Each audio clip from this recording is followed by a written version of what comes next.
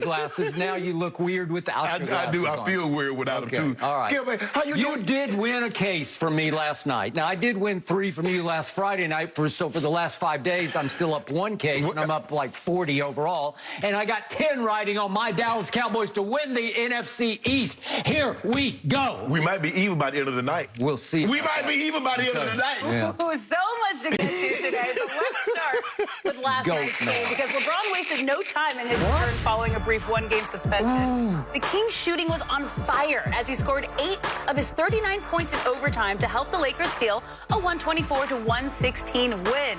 Shannon, on a scale of 1 to 10, how impressive was LeBron last night? Skip, how many is this?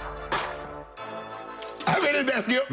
That's a 10. Some of the best performances haven't been given at the biggest venues. I know you want that to be a performance. You wanted to be at Madison Square Garden. But some of the best performances wasn't given at the Sydney Opera House. It wasn't given at Madison Square Garden. It wasn't given in one of these big-time arenas. It was a small venue on a weeknight. You know that, Skip? And that's what the man gave you. Okay. It wasn't everybody couldn't see it unless you have the NBA ticket. You live in LA, you got Sports Spectrum, you got an opportunity to see it.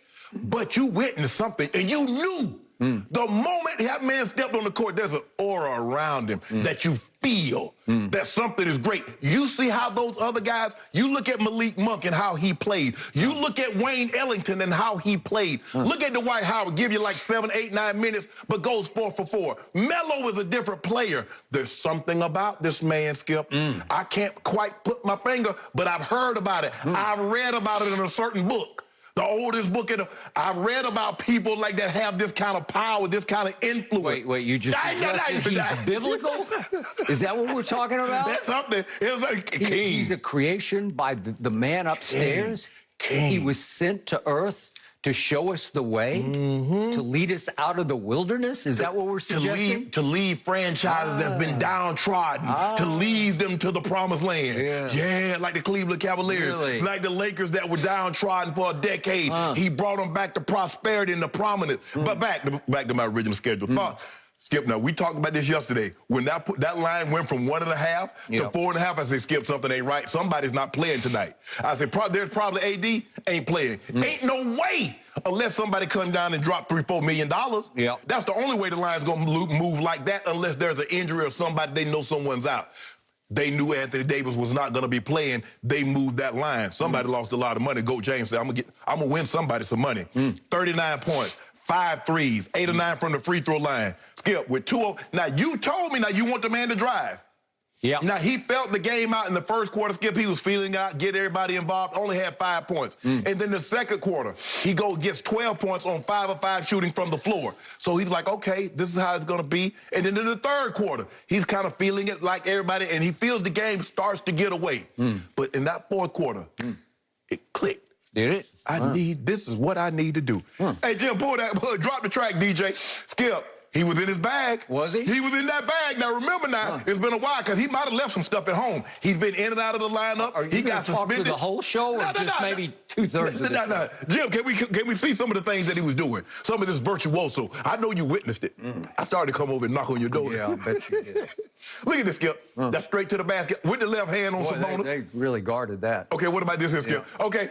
How you guard that? That's 29 feet. You picking them up from half court? Oh, Skip, what they doing? Hey, what is he doing there? Oh, Skip, look at this one, Skip. Ooh, that's a thing of beauty. That's a thing of beauty. Was it? Yeah, you know it. Skip, was that the right basketball play? Yeah, this is the right basketball play. This is the one. No, it's 31 feet. Boy, I can't wait until it's my turn. So, for me, I love... to run out of steam over there? No. 10 out of 10? I love this aggressiveness last night. He tried to let the game filter. Now, the only thing that surprised me, Skip, was how many minutes he played. You and I both thought the minutes would be manageable, but, you know, the game was close. He played basically 20 of 24 minutes in the second half, including overtime. So he's probably about 28 minutes in the second half. Which I'm surprised he played that minute, but it just goes to show you. He says the more I play, the better I get. So forget Skip Bayless and these others talking about you need to manage my minutes. Manage these buckets. And I put 39 big points on you. Let everybody know I'm still the king. Really? 43 minutes and 28 seconds he played. That's a lot of minutes for the guy who's played the third most in the history of pro basketball. So where has he been for the last 2.5 weeks, Skip? He was missed 2 weeks, and then you got suspended. You running your trap over there. He should be suspended. Well, he's the commissioner. If you're the commissioner, you're not afraid to stand up to LeBron James. Even though he's in Madison Square Garden, you would suspend him. It's all because of you. Yep, I'll accept that responsibility, and I appreciate that. So, back to the 10 commandments from the chosen one that you were just explaining to me. On a scale of 10 commandments, I'm going to give him 7 commandments. That's all. 7 out of 10. Yeah, because we had some real issues going on last night with your man LeBron James that you just swept under your well, I want to hear him. I want to hear him. Carpet over there. I want to hear him. Okay. First of all, let's start with who wasn't there. Anthony Davis wasn't there. And my overall big picture takeaway from this game was I thought they actually looked better without AD. Oh, my goodness. Because the energy went up, the intensity went up, and the lane was not as clogged as usual with him and his low energy, low motor self sort of drifting around at the free throw line and down to the low post. And all of a sudden, there were lanes for Russ to get free and get loose and create some open shots.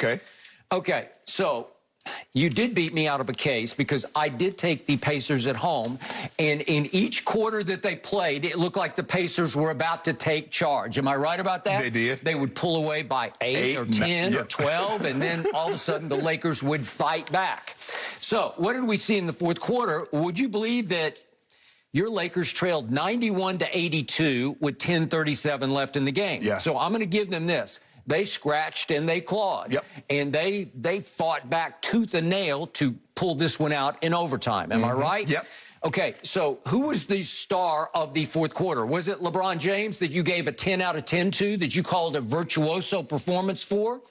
I don't know. Maybe I got the wrong box score, but my fourth quarter box says that LeBron James was 2 out of 8 from the field in the fourth quarter. Is that right? Is that virtuoso, Mr. Sharp? He was Does that qualify? 2 out of 8? Really? I don't see that as a virtuoso performance. How many points did he have? Okay, here's the point. Who were the stars of the fourth quarter?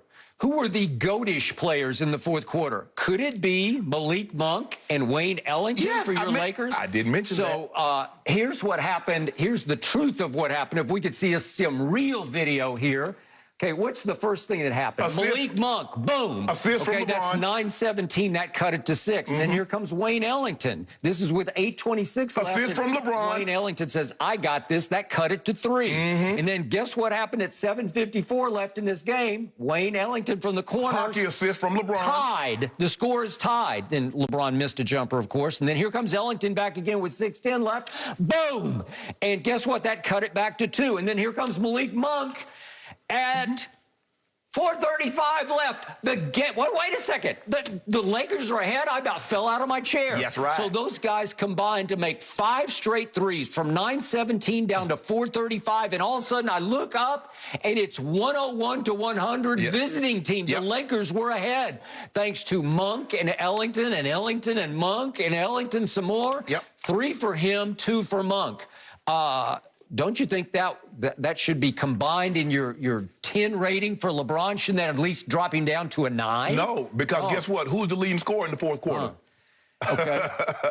Okay. So then I'm going to give you your shot, and we'll see it one more time here. With 1:17 left, LeBron makes a front-running 3. No, he front-running. Well, it boosted the lead up to 6 points, if we could see this. And then what's he do at the other end? He celebrates too early. They heavy. He gets the switch on to hit that Sam Cassell on it. They heavy, Skip. Okay, and they're so heavy. He's got such big ones. He's taking them all the way down to the other end. Way to go, LeBron. I am impressed. Does that mean the game is over at that point? Wait a second. With 48 seconds left, LeBron tries another shot. This is just a